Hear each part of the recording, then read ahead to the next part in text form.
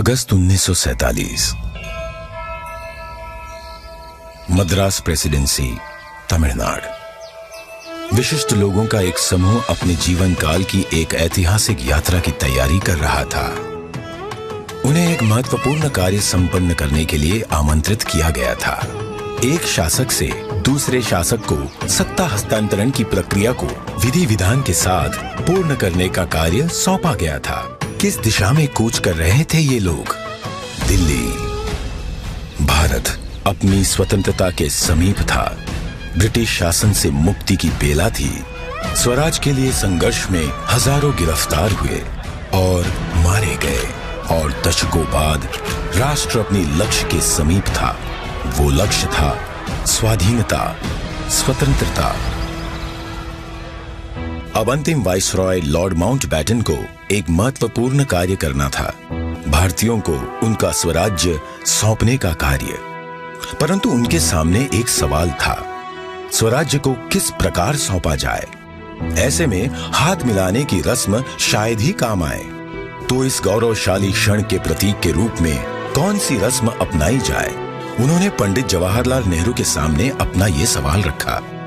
ये एक उचित सवाल था जिसके बारे में विचार विमर्श की आवश्यकता थी। नेहरू जी ने ये प्रश्न जाने माने स्वतंत्रता सेनानी श्री सी राजगोपालाचारी के सामने रखा, जिन्हें राजा जी के नाम से जाना जाता था। वे तमिलनाडु से थे। नेहरू राजा जी की विद्वता और भारतीय परंपराओं और सभ्यताओं पर उनके ज्ञान का सम्मान करते थे। राजा जी को इसका समाधान भारत के गौरवशाली अतीत में मिला। तमिलनाडु के चोला साम्राज्य में, जो भारत के प्राचीनतम और दीर्घकाल तक चलने वाले साम्राज्यों में से एक था, एक चोला सम्राट से दूसरे सम्राट को सत्ता का हस्तांतरण नीति परायणता के प्रतीक अर्थात सेंगोल सौंप कर किया जाता था। भगवान शिव के आशीर्वाद का आवाहन करते हुए उस समय के महंत द्वारा सेंगोल को आशीष प्राप्त होता था। क्योंकि चोला शिव के प्रबल भक्त थे, उनके द्वारा स्थापित हजारों वर्ष पुराने मंदिरों में आज भी पूजा की जाती है। राजा जी ने इसी परंपरा और समारोह के आयोजन की सलाह दी, जिसे नेहरू जी ने स्वीकार किया। राजा जी ने बिना समय गवाए इस समारोह के लिए प्रमुख धार्मिक मठ या आश्रम तिरुवावड़दुराई आदीनम से संपर्क किया, जिसे 5 सदियों पहले स्थापित किया गया था, और ये तब से चोला भूमि के केंद्र में स्थित है और आज तक कार्यरत है।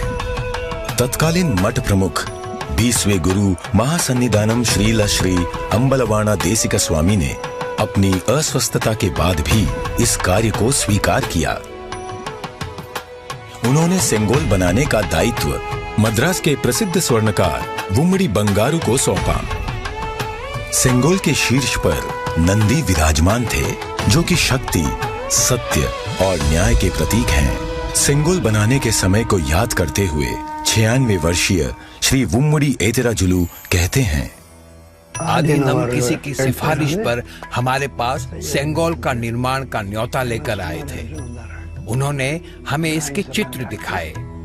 यह एक गोल लंबाकार वस्तु थी, जिसे बिल्कुल वैसे ही बनाना था।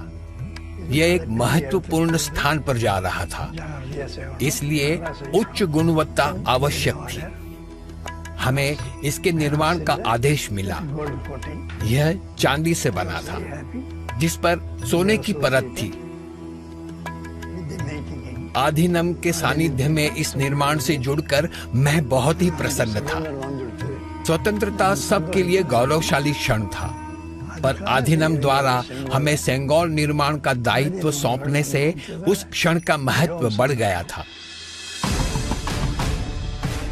परम पावन मठ प्रमुख ने उप प्रमुख श्रील श्री कुमारस्वामी तंबिरान, आदिनम के ओदुवार विशेष गायक माणिक्यम और नादस्वर विद्वान TN राजरत्नम पिल्लई को आयोजन संपन्न कराने का दायित्व सौंपा। ये दल एक विशेष विमान से दिल्ली पहुंचा।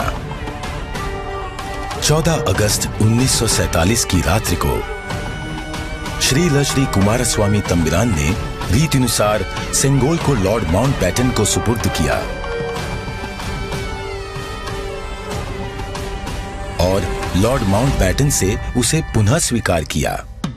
तत्पश्चात सेंगोल पर पवित्र जल छिड़का गया। शोभा यात्रा के रूप में इसे पंडित जवाहरलाल नेहरू के पास ले जाया गया। इस अवसर पर ओदुवार ने तमिल संत तिरुज्ञान संबंदर द्वारा रचित कोलर पदिगम से श्लोकों का पठन किया। महंत ने नेहरू जी को पीतांबर पहनाते हुए उन्हें रीतिनुसार सेंगोल सौंपा।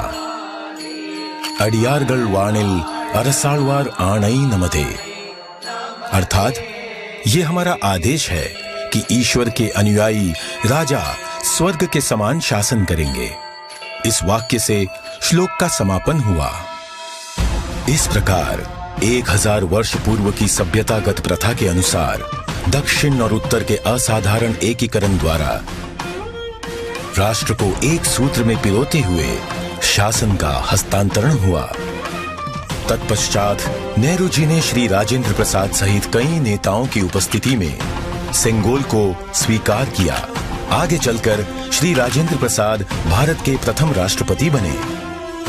इस ऐतिहासिक घटना का उल्लेख व प्रकाशन राष्ट्रीय और अंतर्राष्ट्रीय मीडिया में किया गया। 25 अगस्त 1947 की टाइम पत्रिका ने भी इसे प्रकाशित किया।